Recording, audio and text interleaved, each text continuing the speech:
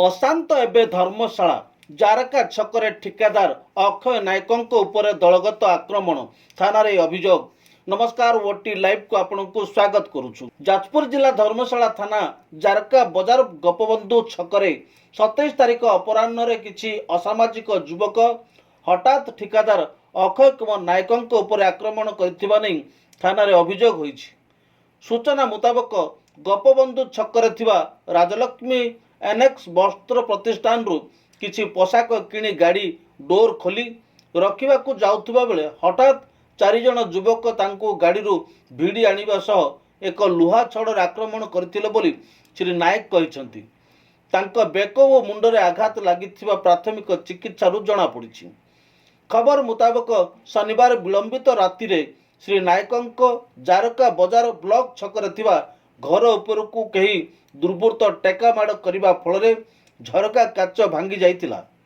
अनेक जिनिस क्षयक्षति होइतिला। एने श्री नायक रविवार थाना अभियोग करथिले।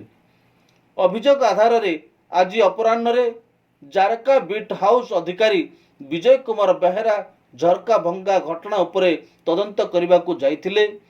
एही समय रे घर मालिक श्री नायक को घर निकट को आसीबाकू पुलिस डकाइतिले। से घर निकट को आसीथिले। तदंत पर श्री नायक घर पाखरु गोपबंधु छक को गाड़ी रे जाइथिले। किछि युवक श्री नायक को पीछा करी आसी तांको अपेक्षा करी रहिथिले बोली सीसीटीवी रु जणा पड़िछि। श्री नायक जेतेबेले जिनिस किणी गाड़ी रे रखी गाड़ी चलाइबा को बाहरुछंती सेतिकी बेले पूर्वर अपेक्षा करुथिबा असामाजिक कतपुर ग्रामर शरण सामलंक पुओ सुनील कुमार सामल ओ तार सहयोगी माने मते बलपूर्वक मुथ मारिबा सह लुहा छड़े पिटी थिले।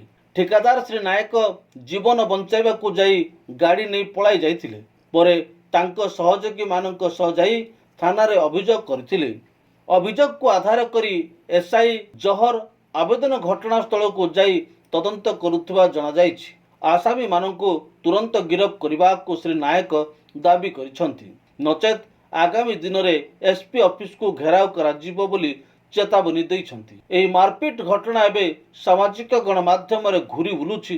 2 दिन मध्यरे श्री नायकंक घर उपरको टेका पका जाइथिबा घर उपरको टेका पका जिबा सह तांको आक्रमण करिबा घटना को बुद्धिजीवी महल रे निंदा करा जाइछि। जारका अंचल रे एभली घटना वृद्धि पाउथिबारु लोकंक भितरे भय संचार होइथिबा जणा पड़िछि। Report OT live.